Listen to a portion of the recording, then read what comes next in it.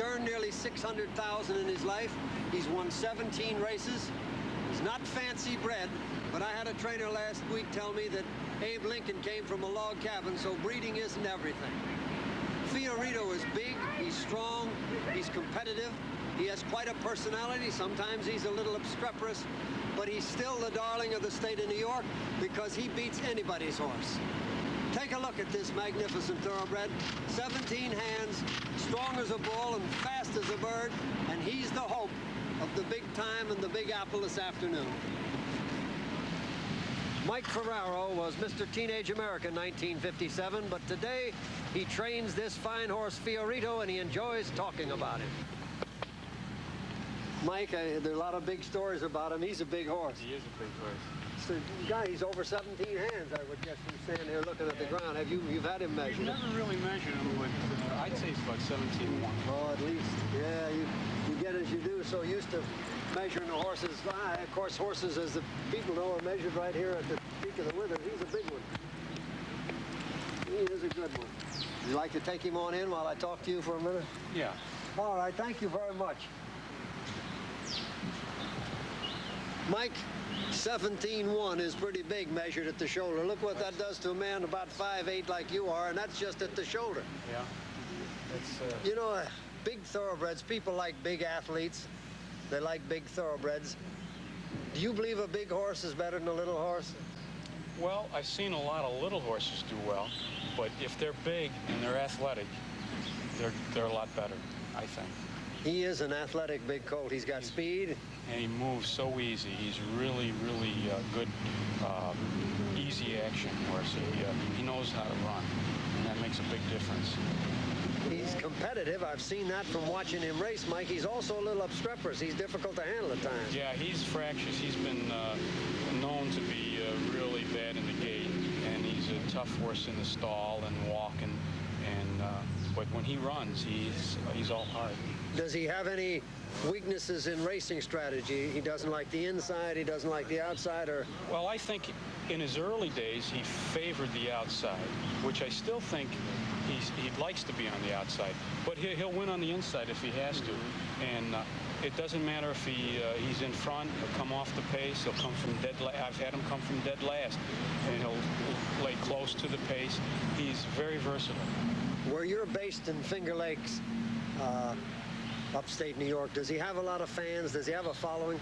Oh, everybody loves him. Everybody likes him, and they're all rooting for him. And he's got a rooting section back at Finger Lakes. They'll be watching the race, and they'll be rooting for him. They all love him there.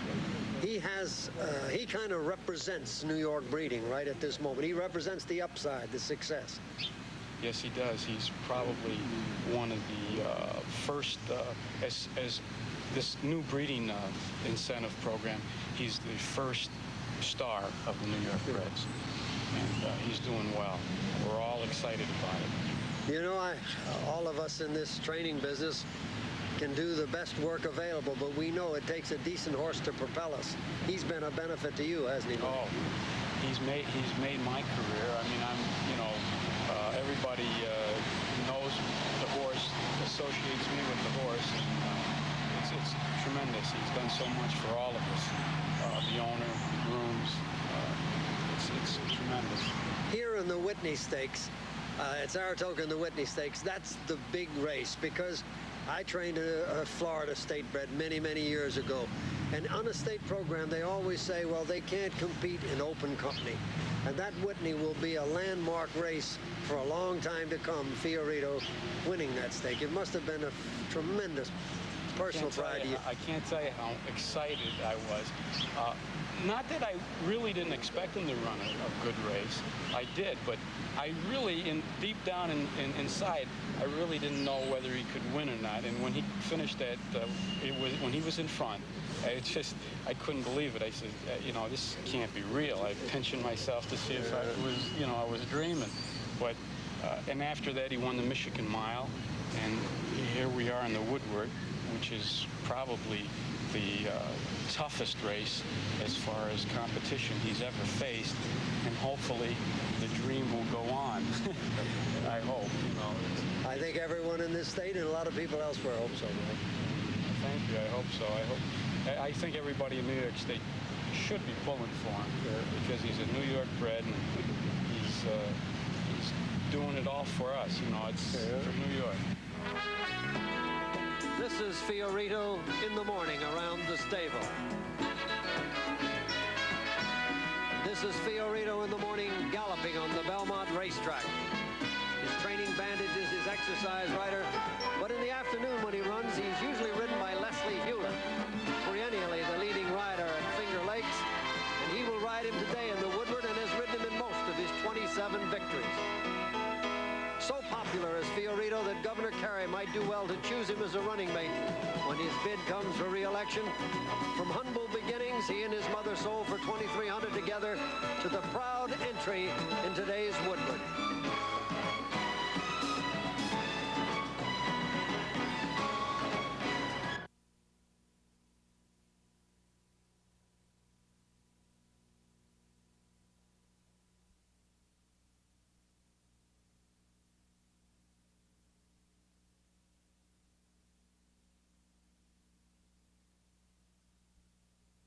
Well, NASCAR's Breeze is a New York bred.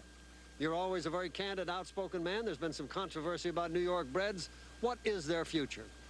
I think 4 or 5 years down the line, Frank, that there won't be any New York bred races. They won't be necessary. I think the good ones will find their level and the cheap ones will disappear, just like Kentucky breds and Virginia breds and Florida breds. I think we're going to have maybe a breeder's award and maybe a stake named after a governor. If he does something for us, we'll name a New York bred stake after him.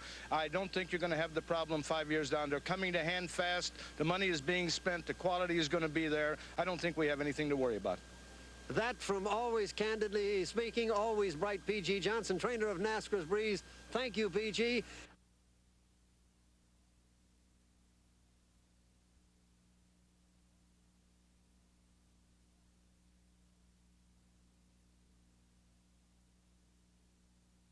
The conditions are the same. It's a handicap, so that involves Mr. Lenny Hale, our racing secretary, but the timing is a little bit different. Lenny, it comes in a different order this year.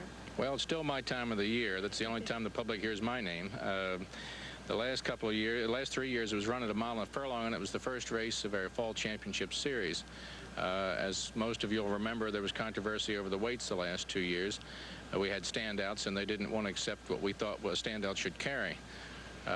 We've revised the order. We put the Woodward first, made it allowance conditions, and that way, hopefully, everyone would run in there and we'd be able to juggle the weights from the finish of the Woodward. Basically, that's what we're going to do this year, and I don't see where anyone can have too big a complaint. At least I hope not. And we should come up with a really terrific race. We have a dozen horses invited, of which I'm sure of getting 8. The 9th one is a little bit iffy. And with a little luck, it's going to be as good a race as it's ever been. Well, one of the entrants will certainly be Pleasant Colony, who did win the Woodward Stakes, and in most impressive fashion. We're going to watch his stretch run, and he just, Lenny, I thought that horse took off like a fresh horse. He exploded through the stretch. He's finally made a believer out of me. I didn't believe John Campo before the Derby. I didn't believe him before the Preakness. And with the stretch run for the Woodward, he just came from nowhere and just swamped the opposition, and now we're coming up to a mile and a quarter, which of course was the distance of the Derby. So it's going to be quite interesting. We've had 3 3-year-olds win the Marlboro Stakes already, and each one of those have been very popular with the racing crowd. Secretariat, Wajima, and Spectacular Bid. So it's a portent of good things to come. At this time of year, Lenny, and especially this year, a Horse of the Year is up for grabs. There's millions of dollars riding on syndication of these horses.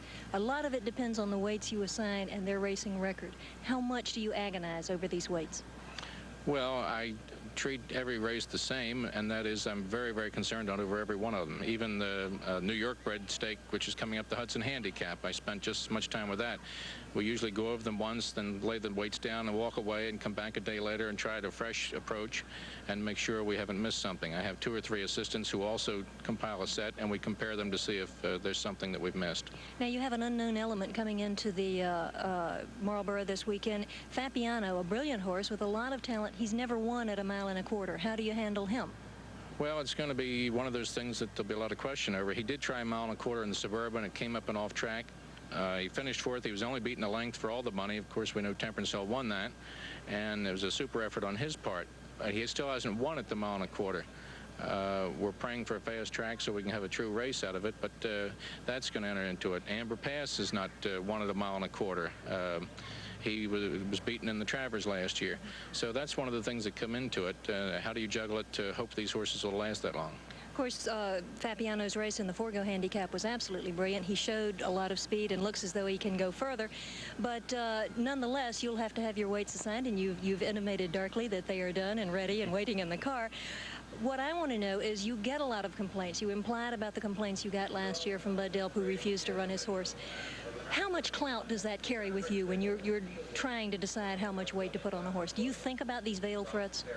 Actually, no. I try to treat everyone the same, judge it on the horse's ability and his past performance, which is basically the only thing you can do, and try and figure what would be fair. You check the competition he's run against, the distance, the surface, and all that. You can't pay any attention to any outside influences, and I don't know anyone who has. We want to take one last look quickly at a horse who never complained and carried his weight and did it so well. Forgo, in what I think was the greatest Marlboro Cup ever run, the 1976 version, and Lenny had 137 pounds on him. Yes, he did. At that time, I was assistant racing secretary and weighted the race in addition with Mr. Trotter, and we came up with the same identical weights. And when I watched this race from up in the placing judges stand, my heart was in my throat. This is one of the most exciting race I think I've ever watched. And of course, when we're talking about horses carrying 127 or 129, you look at this horse sprinting through here with 137 pounds, and you realize a lot of complaints are empty, and you've got to listen to a lot of noise. That's right. When you got a horse that's won $1 million, a pound or two doesn't really make that much difference. Lenny Hale, thank you very much.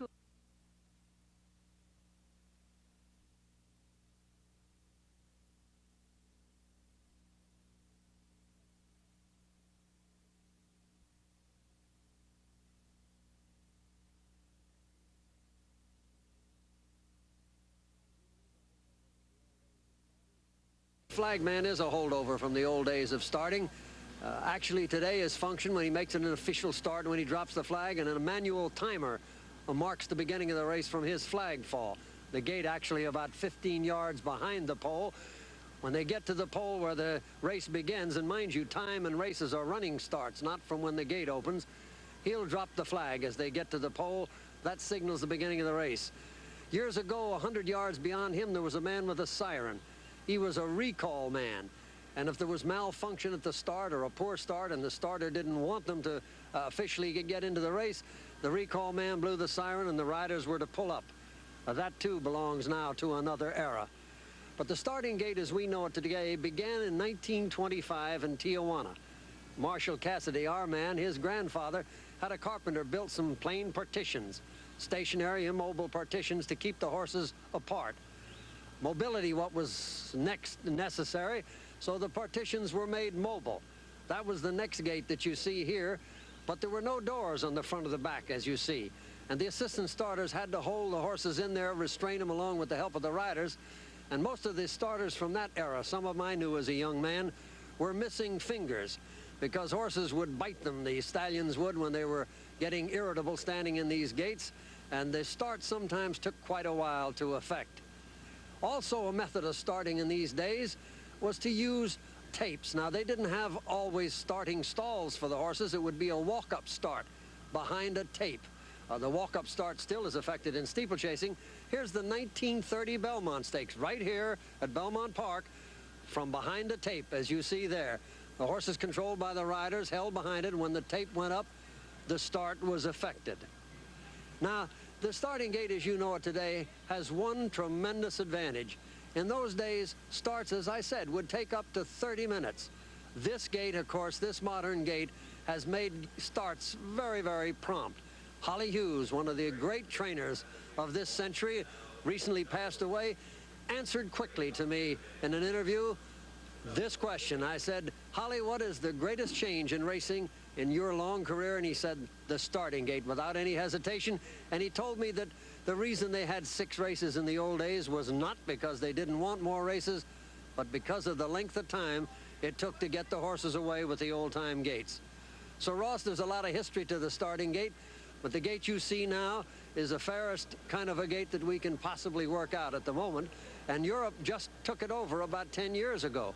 Prior to that, in the late 60s, horses that came here from Europe were not schooled and were not very well manageable in a gait. And so international racing has budded in this last decade with the ubiquitous use of the starting gait.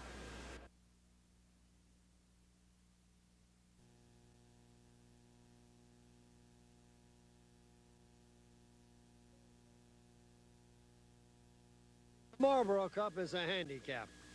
And if you've read the newspapers this week, you know there's been some controversy. There usually is controversy in handicaps. The weights come out about a week or 5 days at least ahead of the race, and then the trainers scream, especially the ones that think they've been over-assigned. Today, Joe Canty felt that Temperance Hill was a bit over-assigned in the weight department. But before we discuss weights, let's show you how they're carried. We mentioned Temperance Hill. He carries 127 pounds. Eddie Maple doesn't weigh near that, so he'll bring into the paddock a lead pad. And in it, the pockets will be pieces of lead like this, so that the final weight with Maple and saddle and pad will be the assigned 127 pounds. Now, Joe Canty chose to run in spite of not approving of the weight he must carry. Spectacular Bid and Affirmed missed editions of this very Marlboro Cup because their trainers thought they carried too much. Now, it's a difficult job Lenny Hale has here, or Tommy Trotter has in Chicago, and so on. It isn't their fault that we disagree with them sometimes, but I think it's time to make a change. I believe that this weight assignment should be done by a computer, as rankings or ratings or seedings are with the USTA, the United States Tennis Association. I believe that if that isn't acceptable, then a committee of more than one racing secretary should assign the weights. Now, of course, that doesn't indicate that the one man is always wrong. Probably one of the most famous races of high weight carrying and winning that ever you will see was the 1976 Marlboro Cup run right here at Belmont. On the extreme left of your screen is Forgo. On his back is diminutive Bill Shoemaker, and with all that lead you saw, 137 pounds. And then even at this point, as they passed the 8th pole, and I remember watching the race, I didn't think he could win it. I don't think anybody did. I don't think Shoemaker did. But incredibly, with that high package on his back, he got up to defeat Honest Pleasure right on the money Zhao. A marvelous, marvelous effort.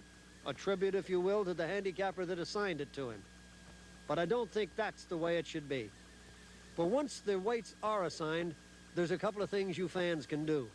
You can approve or disapprove, and I think it's a better chance for you to use your opinion in betting on races. Make your own weight assignments after you look at the racing form. Close off the weights as they are assigned. Do your own weighting. And in that way, you can bet on an overlay. You should do the same thing, I believe, day in and day out when you're picking winners. Don't look at the morning line. Read the form. Make your first and second selection.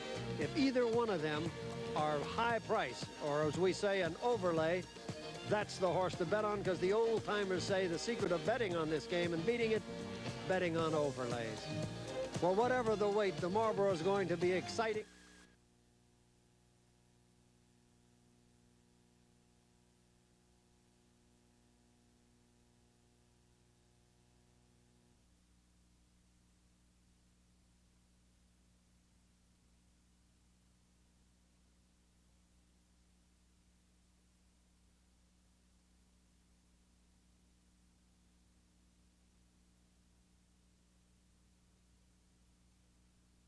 The man is Bud Delp. The horse, of course, was Spectacular Bid. And Bud, how did you single him out of all those yearlings? Well, I guess you got to put luck in there with that. We looked at an awful lot of horses that year, as we do every year. And he just was, like all the rest of them, he had good conformation, and the Meyer House had picked a pedigree, and he was by Bo Bitter, and that's very good. That's Bo Real Blood.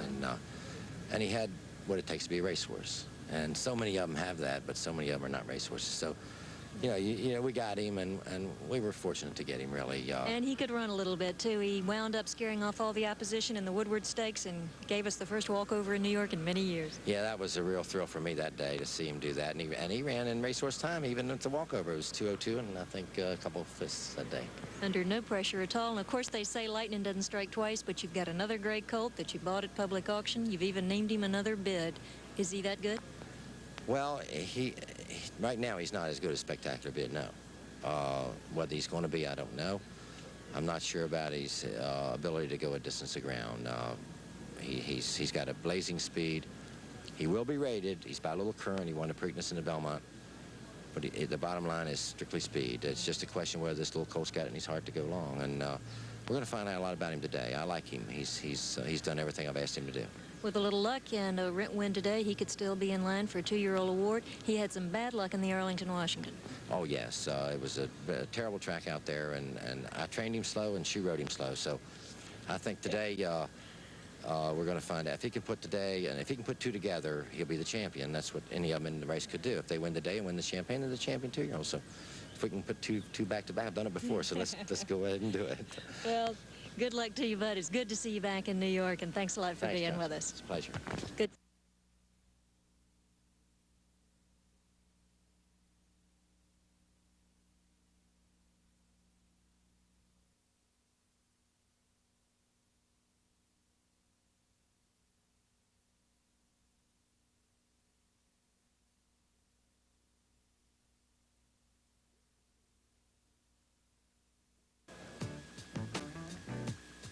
This is the jockey room. It is the visitors' dressing room. It's the home team dressing room. Actually, it is part dressing room, part fraternity house. For in no sport in the world do the competitors share the close quarters that the American jockey does. His equipment and his valet are important to him. This is where they assemble. The girths that hold the saddle on the horses. They're elastic, they're life-saving, and they're important. Boots, the mark of all horsemen. But something new in this test of speed, goggles. Goggles that at 40 miles an hour protect the eyes from flying mud. Sometimes it takes 1, sometimes 2, sometimes 3, 4, or 5 pair in the course of a race, depending on the track condition. It's only about 2 pounds, and it's a saddle. It's been called a postage stamp. That small is it, but it's what the rider uses on the thoroughbred racehorse. 7 mounts today, 7 different sets of colors. And they're set out by his valet in succession for each race. And here, the athlete's dress. Elastic leg braces, and of course the mark of his trade, the boot. Always the boots. But weight is the specter they have to live with. No fat on these fabulous little athletes, and sometimes not even room for moisture. So carefully do they have to husband their strength and watch the scale. And each day, they must reduce. They're called by many the fittest athletes in the world, and the title probably fits. Between races, they can check their mounts, the past performances. Look up who they ride, what are his habits, what are his accomplishments, while they dress and get ready for the race.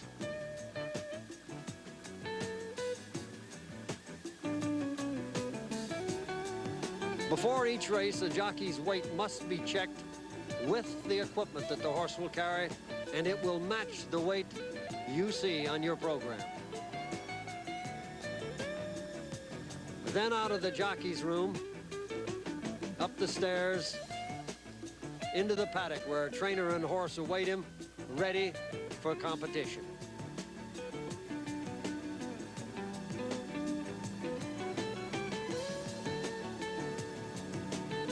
When the race is over, reverse the process. Back now, dirty face, dirty goggles, dirty colors. The rider and most of the equipment go into the room to be rejuvenated, and the colors go into the washing machine. And they watch a rerun of the race in which they've just competed, all together. 35 years I've observed the fierce competition between these little men, and I'm always amazed at the camaraderie that exists when they're dismounted. They ride hard, they ride for lots of money, and then they come back and in this colorful setting share friendliness and sportsmanship.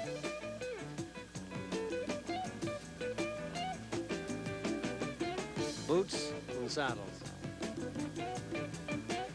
And again, the process repeats itself. Check the weight and get ready for another race, another fast competition. And maybe 9 times a day, they go out into the paddock and ride.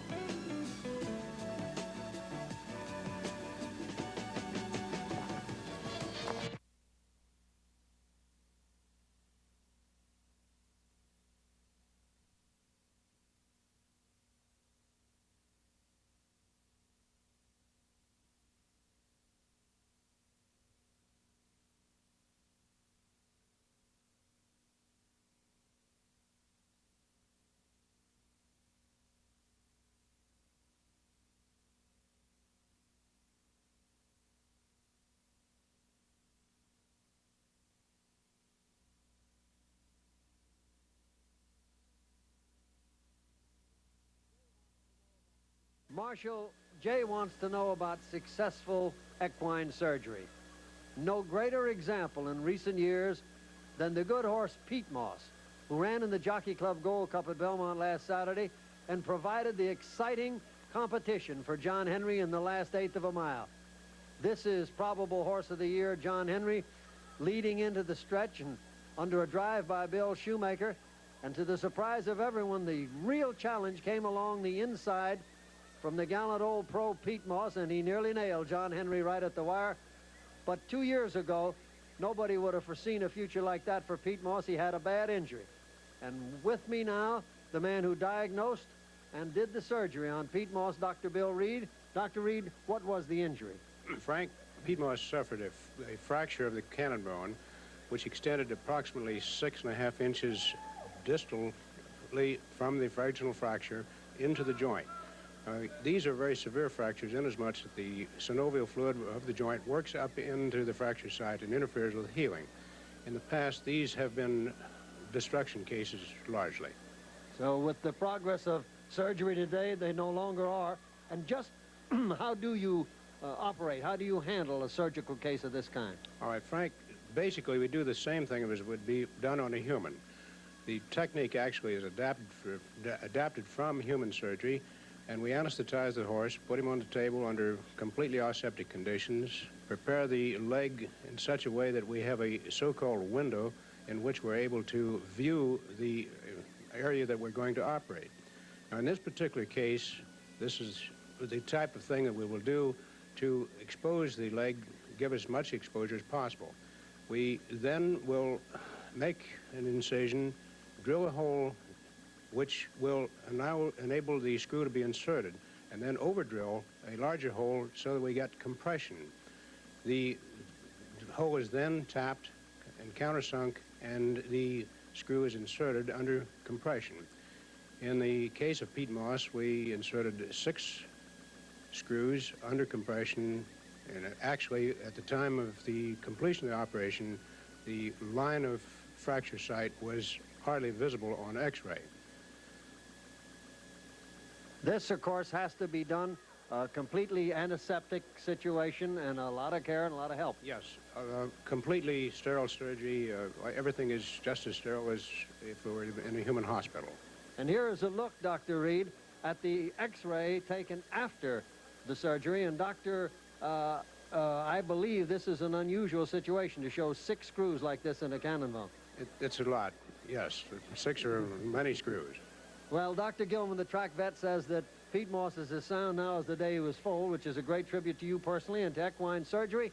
And Dr. Reed, progress is still being made.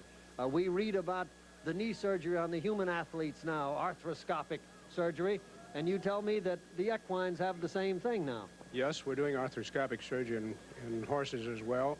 It's highly effective in certain areas, and we feel that it has a great future.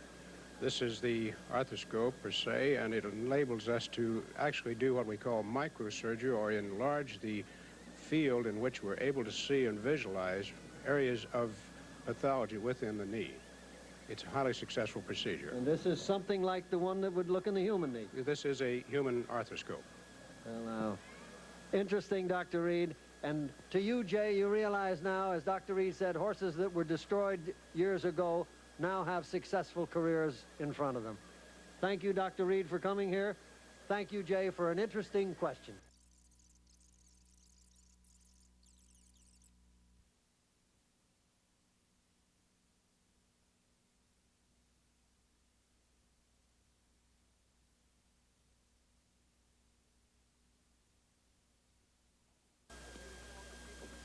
And they're off. On the extreme outside, there goes Irish Martini rushing up to take the lead with High Ascent along the inside. In second, Mr. Ward gains ground third, and that's Cagey Cougar between horses fourth. With Real Twister next and Deputy Minister as they round the clubhouse turn. Battle on the front end. High Ascent pitching in, moving through at the rail, followed on the outside by Irish Martini.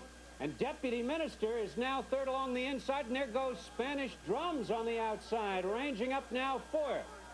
After that, it's Mr. Ward in fifth. Cagey Cougar is sixth by 2. Native Raja is seventh by 3 parts of a length. High Ascent is next. Gapitude and New Discovery, followed by Ladies Fool on the extreme outside. Then comes Real Twister, then Laser Light. On the far outside is 12th at this point. Balanced Budget Race is 13th. And Getaway Gray is 14th as they move to the far turn. Three of them tightly bunched. It's Irish Martini with a short lead. Irish Martini from between horses, but on the inside, there goes Deputy Minister. As they move to the quarter pole, Deputy Minister has the lead. On the extreme outside, Spanish Drums now coming on second by a head. Irish Martini at the rail is third. The field turns for home. There's 3/16 of a mile to go. And it's Deputy Minister up to take the lead and draw off by some 4 lengths.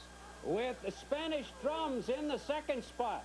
Now moving to the 16th pole. It's Deputy Minister all alone in front by 5. Deputy Minister in front. And with Don Macbeth aboard, Deputy Minister wins it by 3.5. Laser Light was a very fast closing second horse. Real Twister got the show spot. The time on the board, 1 minute, 44 3/5 seconds.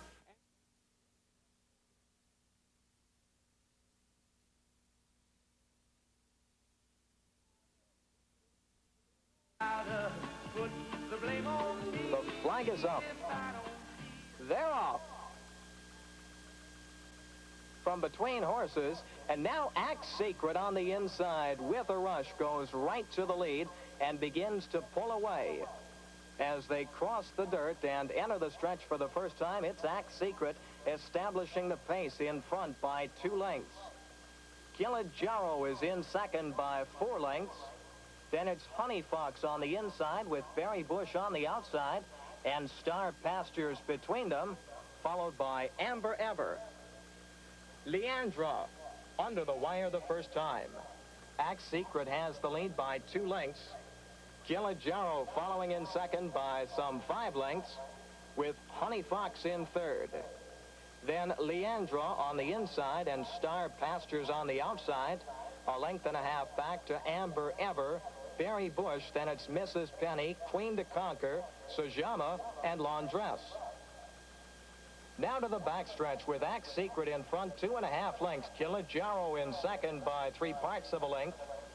And up on the inside, Leandra makes a move third by 1/2 length. That's Honey Fox in fourth by 1. Star Pastures is fifth. Mrs. Penny on the outside is sixth. Amber Ever, then it's Barry Bush, Queen to Conquer, and back to Sajama and Laundress.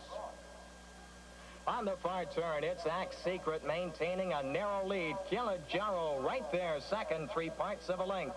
Honey Fox is close up in third.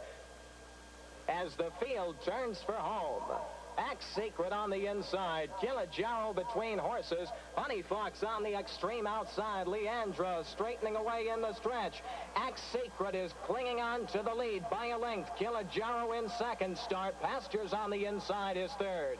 It's Axe Secret in front by 1. Star Pastures, and here comes Queen to Conquer.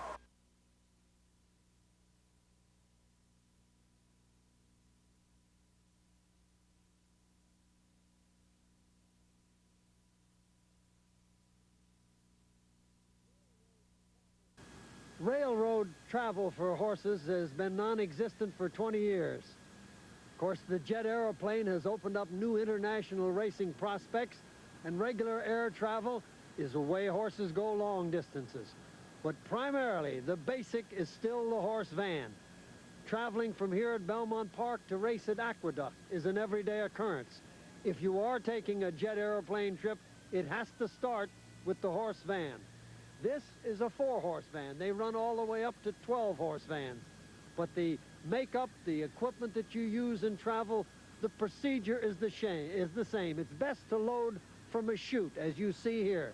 The truck pulls up to a prepared, constructed chute so that the angle of ascent is not too severe to make the horse uncomfortable.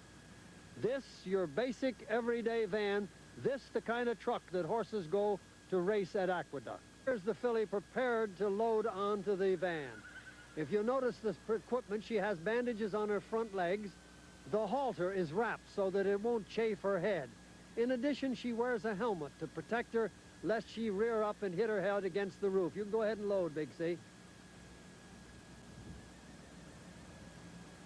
If horses are kickers, then these bandages are sometimes put on the hind legs. It wasn't felt necessary in the case of this filly. There you see the protective element of the helmet come into play, lest she should have inopportunely reared at that moment. She's now backed into her stall, and her attendant, the other attendant, is bringing a hay net up. You can walk on up now, and they'll see how she is when she's in the actual van.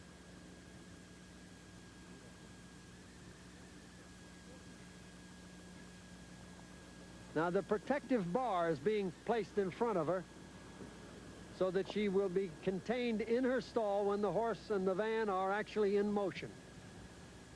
You're seeing now, as Dagger puts the net up in front of her, this, of course, isn't primarily in this case for nutrition.